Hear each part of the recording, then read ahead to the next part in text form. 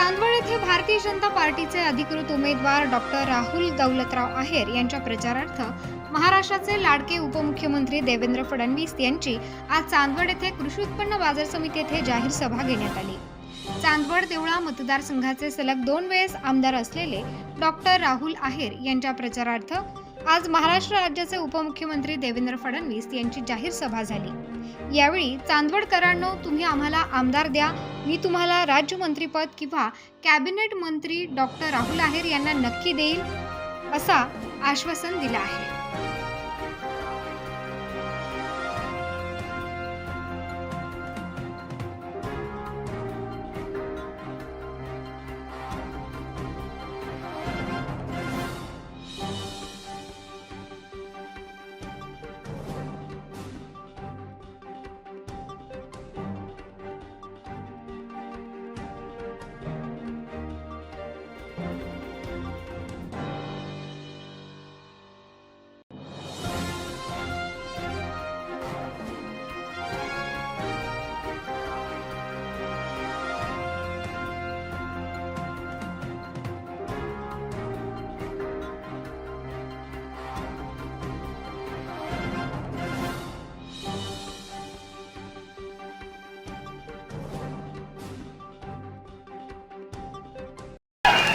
कारण आता नेते गेले, जे काही राहिले आता ते सर्व तुम्हीच राहिले आहात आणि आता ही निवडणूक खऱ्या अर्थाने तुम्ही हातात घेतलेली आहे। ज्यांना ज्यांना काही लाभ मिळाला ते सर्व पहिल्या याच्याने सोडून गेले आणि ज्यांना काहीच नाही मिळालं ते माझ्या बरोबर राहिले।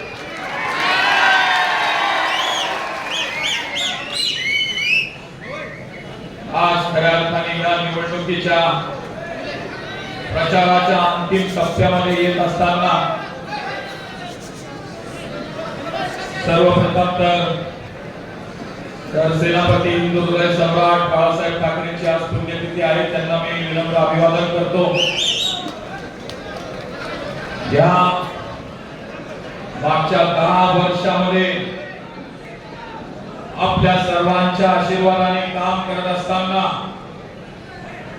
आणि आमच्या सर्वांचे मार्गदर्शक आदरणीय देवेंद्रजी फडणवीसांच्या मार्गदर्शनाने या युती सरकारच्या मार्फत एक मोठं काम आपल्या या मतदारसंघामध्ये आपण उपस्थित करू शकलो, त्याबद्दल मला सार्थ अभिमान आहे।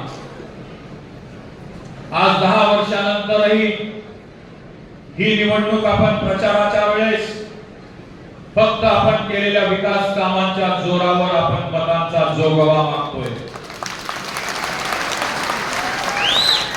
आणि विरोधकांना आता टीका करायला कुठलीच जागा नाही, तर ते म्हणतात आमदार फोन उचलत नाही। 10 वर्षानंतर माझ्यावर साहेब एकच टीका होते, आमदार फोन उचलत नाही, पण आता त्याच्यातही माझी खूप प्रमाणामध्ये सुधारणा आता मी केलेली आहे। पण 10 वर्ष प्रामाणिकपणे काम करत असताना, या जनतेची सेवा करत असताना कधीच आपल्या आमदारकीचा बडेजाव नाही केला, कधीच एखाद्या तर आता इथं बोलायला नको,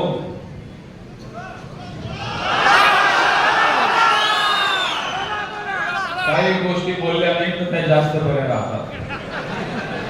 पण ज्या पद्धतीने या मागच्या 2-3 आठवड्याचं राजकारण चालू आहे, ही 15 दिवसाची निवडणूक होऊन जाईल, पण लोकांचे मतभेद करणं, संभ्रम पसरवणं, खोटे नाटे आरोप करणं, यालाही कुठल्या तरी मर्यादा असल्या पाहिजे, एवढंच मला या राजकीय पार्श्वभूमीवर बोलायचं। आपली भारतीय जनता पक्षाची संस्कृती पण नाही आणि माझी पण संस्कृती नाही, त्याच्यामुळे विरोधक काही बोलले तरी त्याच्यावर जसंच्या तसं उत्तर देण्याच्या ऐवजी मी माझ्या कामात उत्तर देईल एवढाच करेल। ज्या पद्धतीने या 10 वर्षामध्ये काम करत असताना आपल्या परिसरातील भौतिक सुधार असतील, रस्त्यांचं जाळं असेल, एक ना अनेक प्रकल्प इथं मार्गी लावत असताना खरा सर्वात महत्वाचा विषय, आपले हे दोन्ही तालुके अत्यंत दुष्काळाला कायम सामोरे जाणारे तालुके, दुष्काळ आपल्या 5वीला पोहोचलेला आहे. आणि म्हणून कोणी काही जरी म्हटलं तरी मागच्या 10 वर्षापासून या जलसंधारणाचे आणि जलसिंचनाचे काम सरकार दरबारी पाठपुरावा करत राहून हे मोठ्या प्रमाणामध्ये सोडवण्याचं काम आम्ही केलं. मग 2014 पासून सुरू झालेला नार पारचा या नदी जोड प्रकल्पाचा प्रवास गेल्या 3-4 दशकापासून आपल्या या परिसरातील अनेक नेत्यांनी या नार पारच्या विषयावर काम करण्याचा प्रयत्न केला. प्रत्येकाने त्याच्यामध्ये योगदान दिलं. सुरुवातीला हा नार पार प्रकल्प हा केंद्रीय नदीजोड प्रकल्प होता. महाराष्ट्र, गुजरात आणि आपल्या केंद्राच्या या तिन्ही संस्था मिळून हा प्रकल्प होणार होता. पण मला सार्थ अभिमान आहे की त्यावेळेस मुख्यमंत्री आदरणीय देवेंद्रजी फडणवीस साहेब होते. 2019 मध्ये ज्या वेळेस महाराष्ट्र आणि गुजरातच्या वाटाघाटींमध्ये शेवटच्या टप्प्यांमध्ये ही वाटाघाटी आली आणि गुजरात राज्याने त्यांच्या हक्कापेक्षा जास्त पाण्याची मागणी केली. तत्कालीन आपल्या मुख्यमंत्री महोदयांनी हा आपला सर्वांचा जो पाण्याचा प्रश्न आहे हा ओळखून आपल्या मुख्यमंत्री महोदयांनी हा निर्णय घेतला. पैसा पूर्ण आपण देऊ, पैसा जास्त लागला तरी चालेल, पण भविष्यात पाणी मिळू शकत नाही, म्हणून पाणी जास्त देणार नाही. हा प्रकल्प महाराष्ट्र एकटा स्वतःच्या खर्चाने करेल. आणि म्हणून 2019 पासून हा प्रकल्प केंद्रीय नदीजोड प्रकल्पाच्या ऐवजी हे महाराष्ट्राचे प्रकल्प झाले. आणि महाराष्ट्राचे प्रकल्प झाल्यानंतर गिरणेचा प्रकल्प जो आहे नार पार गिरणा याचं नियोजन तापी कोर विकास महामंडळ करतंय. उर्वरित गोदावरीमध्ये जे 3 प्रकल्प आहेत त्याच्यामध्ये आपला पार गोदावरी आहे, दमनगंगा आहे, एकदरे आहे. हे 3 प्रकल्प आपलं गोदावरी महामंडळ करतंय. आज विरोधक कुठेतरी आपल्यामध्ये संभ्रम तयार करण्याचं वातावरण करतात की देवळ्याचा प्रकल्प झाला मग चांदवडचा प्रकल्प का होत नाहीये. गिरणा खोऱ्याचा प्रकल्प झालाय, गोदावरी खोऱ्याचा प्रकल्प पण झाल्याशिवाय राहणार नाही ही माझी तुम्हाला शिस्त आहे. कारण ज्या पद्धतीने नार पार गिरणा प्रकल्प झाला, आदरणीय उपमुख्यमंत्री देवेंद्र फडणवीस साहेबांचे तर जितके आभार मानू तितके कमी आहे. कारण 7,452 कोटी रुपयाचा हा प्रकल्प आहे. कारण हे 15 कोटी जेव्हा दर महिन्याला आमच्या बहिणींच्या खात्यात येतात तेव्हा ते खात्यात पडून राहत नाही. त्याचा वापर कुठेतरी ते एखाद्या दुकानात करता, आपल्या आरोग्यासाठी काहीतरी घेत असतील, आपल्या मुलांसाठी घेत असतील, आपल्या परिवारासाठी खर्च करत असतील. आणि म्हणून ही योजना खऱ्या अर्थाने अत्यंत क्रांतिकारी अशी योजना आहे. भविष्य काळामध्ये आपल्या ग्रामीण अर्थकारणाला सर्वात मोठी चालना देणारी योजना आहे. आज आदरणीय उपमुख्यमंत्री महोदयांनी आपला जो 30-40 वर्षापासूनचा विजेचा जो प्रश्न होता, 7.5 हॉर्स पॉवर पर्यंतचे आपले वीज बिल थकीत जे होते ते एका रात्रीत आपले माफ झाले. भविष्य काळामध्ये आपल्याला वीज बिल कधीच येणार नाही ते आपल्या युती शासनाने आपल्याला वचन दिलेलं आहे.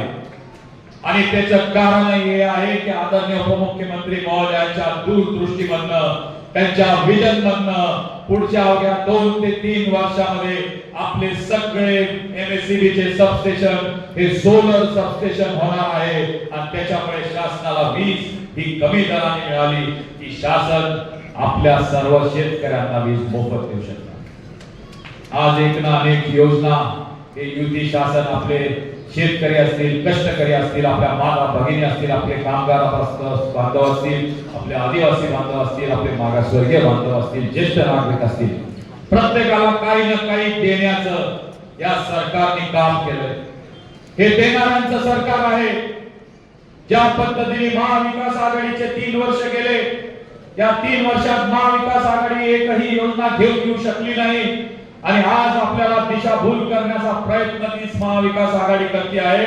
पण ही जनता आता दूधपोळी राहिलेली नाहीये. कोण काम करतं आणि कोण नुसतं विकासावर बोलतं हे या जनतेला चांगल्या पद्धतीने माहिती आहे. आज मला वाटतं खरं तर ह्या इलेक्शन मध्ये एक ना अनेक मुद्दे चर्चिले गेले. एका वेगळ्या संभ्रमावस्थेमध्ये आमच्या देवळा तालुक्यामध्ये हे इलेक्शन खऱ्या अर्थाने सुरू झालं. पण आज 2 ते 3 आठवड्यामध्ये या देवळा तालुक्याच्या संभ्रम अवस्थेतनं आता लोक बाहेर येऊन गेलेले आहेत. आता त्यांच्या मनामध्ये कुठला संभ्रम राहिलेला नाहीये. पण मला आज या देवळा तालुक्याच्या जनतेची माफी मागायची आहे की मी कुठेतरी तुमच्या बरोबर संपर्क करायला कमी पडलो आणि म्हणून आज खऱ्या अर्थाने ज्यावेळेस आम्ही ही सर्व चर्चा केली तर आमचे ज्येष्ठ नेते मला म्हटले की ज्या वेळेस तुला जनतेने तिथं निवडून दिलेलं होतं तर या जनतेच्या प्रती तुझी जबाबदारी होती की त्यांच्याशी नाळ ही तू जोडून ठेवायला पाहिजे होती. पण तरी आज तुम्ही मला पदरात घेतलेलं तरीही एवढ्या मोठ्या प्रमाणामध्ये ही सामान्य जनता देवळा तालुक्यामध्ये मोठा प्रतिसाद देते आहे. मी तुमचे जेवढे आभार मानेल तेवढे कमीच आहे. आणि एक गोष्टीची मी तुम्हाला खात्री देतो, आज माझ्या ह्या काळामध्ये जो सामान्यातला सामान्य माणूस त्याचा हात माझ्या डोक्यावर सावली घेऊन उभा आहे. मी तुमची साथ कधीच सोडणार नाही. जो तुमच्या मनामध्ये संभ्रम आहे राजकारणामध्ये याच्या पुढे गोड कधी होणार नाही. 10 वर्ष झाले साहेब, पहिल्या वेळेस माझ्या विरोधात जे उभे राहिले दुसऱ्या दिवशी पासून मी त्यांना समोर बरोबर घेऊन काम करायला सुरुवात केली. पण आज परिस्थिती अशी झाली की मी नेत्यांच्या ऐवजी जनतेशी इमान राखला म्हणून नेते सोडून गेले पण जनता माझ्या मागे उभी राहिली. खऱ्या अर्थाने ही निवडणूक जेवढी माझ्या परीक्षेची आहे ही निवडणूक तुमच्या पण परीक्षेची आहे.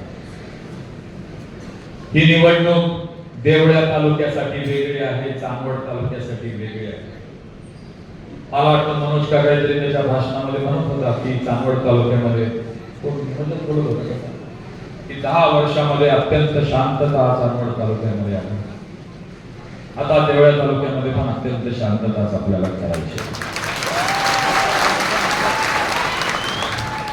म्हणून जाता जाता मी आपल्याला एकच विनंती करेन, कारण आपल्याला आदरणीय देवेंद्रजी फडणवीस साहेबांचं मार्गदर्शन ऐकायचं आहे. कारण आपल्याला त्यांच्या विचारावरनं बोध घेऊनच आपण राजकारणामध्ये पुढे मार्गस्थ होत असतो. पण जाता जाता आपल्याला मी एकच विनंती करेल आणि आपण कृपया ही विनंती गांभीर्याने घ्या एवढीच माझी आपल्या सर्वांना कळकळीचं सांगणं आहे. आपण 20 तारखेला मतदानाला जाणार आहोत. आपण 20 तारखेला मतदानाला जात असताना आपल्याला पुढच्या 5 वर्षासाठी आपल्याला ही निवडणूक करायची. ही या 3 आठवड्याची निवडणूक नाहीये. या 15 दिवसाच्या संभ्रमाची निवडणूक नाहीये. या 15 दिवसामध्ये कोण खोटं नाटक प्रलोभन दिले, कोण रात्री तुम्हाला भेटलं, कोण सकाळी तुम्हाला भेटलं, कोणी तुम्हाला काय केलं याची निवडणूक नाहीये. या 3 आठवड्यामध्ये काय झालं याच्यापेक्षा भविष्यातले 5 वर्ष काय होणार आहे हे आपल्या भविष्याचे 5 वर्ष जास्त महत्त्वाचे आहेत. आणि म्हणून तुम्हाला मी विनंती करतो, येणाऱ्या 20 तारखेला आपण जेव्हा मतदान केंद्रामध्ये जाऊ तेव्हा सगळे संभ्रम आपल्या मनामधून दूर करा. भविष्याचे 5 वर्ष आपल्याला कोण न्याय देऊ शकतो हा 1 सेकंद डोळे बंद करून विचार करा. आणि एकदा की तुम्ही त्या गोष्टीवर विचार केला तर तुम्हाला कमळ शिवाय दुसरी निशाणी दिसूच शकत नाही हा माझ्या मनामध्ये ठाम विश्वास आहे. म्हणून मी आपल्या सर्वांना विनंती करतो, 20 तारखेला मतदान करायला जात असताना 2 नंबरला आपलं नाव आहे, त्या 2 नंबरच्या कमळ निशाणी समोरचं बटन दाबा. जे आशीर्वाद आजपर्यंत तुम्ही माझ्या पाठीशी ठेवले तेच आशीर्वाद एकदा पुनश्च एकदा द्या एवढं सांगतो. माझे 2 शब्द संपवतो. जय हिंद, जय महाराष्ट्र. धन्यवाद दादा. आणि तितक्याच लाडक्या भावांनो, आज हिंदू हृदय सम्राट शिवसेना प्रमुख बाळासाहेब ठाकरे यांची पुण्यतिथी आहे. ज्या वाघानं हिंदूंना हिंदू म्हणून जगायला शिकवलं ते शिवसेना प्रमुख बाळासाहेब ठाकरे सातत्याने आम्हाला प्रेरणा देतात आणि म्हणूनच त्यांच्या पुण्यतिथीच्या निमित्ताने मी त्यांना नमन करतो, अभिवादन करतो. चांदवडची रेणुका माता, चंद्रेश्वर महादेव यांचे आशीर्वाद माझ्याकरताही घेतो, राहुल दादांकरताही घेतो आणि तुमच्या सगळ्यांकरता या ठिकाणी घेतो. खरं म्हणजे आज मला या निमित्ताने सांगायचं आहे की या मतदारसंघामध्ये मला देखील यावेळेस तिकीट वाटप करताना खूपच उलट करावं लागलं.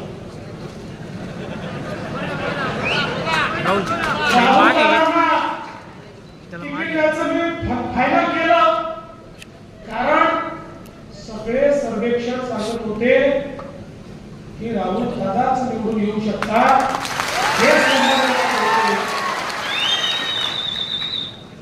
पण हे महाराज अचानक रणांगणातल्या कृष्णासारखे झाले आणि हत्यार खाली ठेवून समोर तर माझे सगळे आप्त आहेत त्यांच्याशी कसा लढू असा मत मांडत माझ्याकडे आले आणि म्हणाले नाही तुम्ही केदारनाथला तिकीट द्या. म्हटलं राहू होणार नाही, आमचा परिवार फुटेल त्यापेक्षा याची इच्छा याला करून टाका.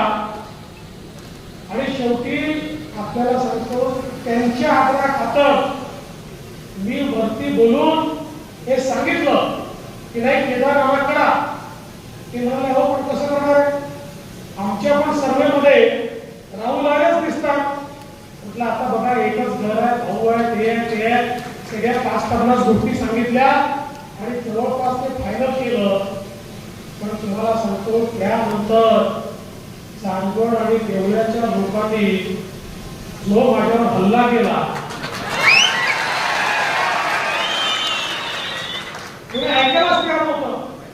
मी त्यांना समजून सांगतो की राहुल दादा वाटतो मला राहुल दादा कोण होता, आम्ही ठरवणार, त्यांना अधिकार कोणी दिला ठरवायचा, आमचा हे आम्ही ठरवणार. आणि ज्या दिवशी हा जगदेता मी पाहिला माझ्या मनात फक्त झालं ही मंडळी ऐकणारी नाही, यांनी मनातनं ठरवलं आहे राहुल दादालाच निवडून द्यायचं. मग ठाम मत बनवलं आणि राहुल दादाला सांगितलं की एक बार मैंने तय कर लिया तो मैं तुक्की भी नहीं सुनता. आता तुम्ही चुपचाप शांत बसा. आता चांदवड देवळा मतदारसंघातनं त्याचा उमेदवार डॉक्टर राहुल अहेरच असेल आणि त्याची घोषणा केली. आणि मला आनंद आहे की आपण सगळ्यांनी ही निवडणूक आपल्या हातामध्ये घेतली आहे. आता कोणी चंद्रावरून जरी खाली उतरला तरी या निवडणुकीचा निकाल बदलू शकत नाही. या निवडणुकीचा निकाल पक्का आहे. राहुल दादा प्रचंड मताने निवडून येणार आहे. फक्त राहुल दादा आता तुमच्या लक्षात आलं असेल तुम्ही देवळ्यामध्ये बिनपगारी फुल अधिकारी जे नेमले होते असं करू नका. आपले चांगले कार्यकर्ते, सामान्य कार्यकर्ते, नेते, पदाधिकारी यांनाच अधिकार द्या. मी म्हणायला जरी बिनपगारी म्हटलं तरी त्यांचा पगार काय होता मला सगळ्याची आवश्यकता नाही आहे. आपल्यासोबतच होते त्यामुळे फार त्यांच्यावर बोलायचं काय.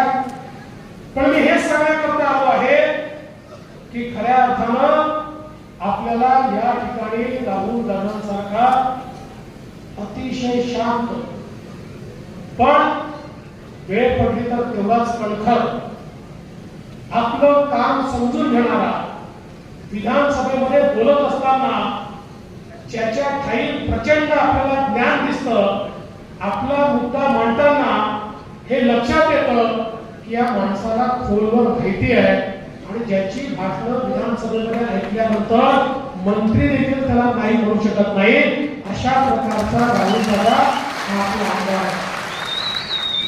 आणि मी सांगितलं ही गोष्ट खरी आहे.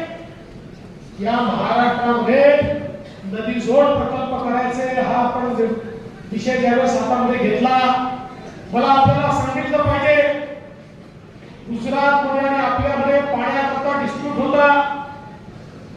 त्या काळचं काँग्रेस राष्ट्रवादीचं सरकार होतं, त्यावेळेचे काँग्रेसचे मुख्यमंत्री होते. काँग्रेसच्या मुख्यमंत्र्यांनी गुजरात सोबत एक करार केला आणि त्या करारामध्ये त्यांना किती पाणी आणि आपल्याला किती पाणी अशा प्रकारचा निर्णय केला. नंतर मी मुख्यमंत्री झालो, मी त्या कराराप्रमाणे पुढे जायला लागलो आणि अचानक नाशिक जिल्ह्यातलं मोठ्या प्रमाणात ओरड चालू झाली, आमचं पाणी देत आहे, आमचं पाणी देत आहे, आमचं पाणी देत आहे. मी म्हटलं चालू काय बरं मजेची गोष्ट, ज्या काँग्रेस सरकारने करार केला त्या काँग्रेसचे लोक म्हणायला लागले आमचं पाणी देत आहे. उत्तर महाराष्ट्र न्यूज नेटवर्कसाठी धनंजय पाटील, चांदवड.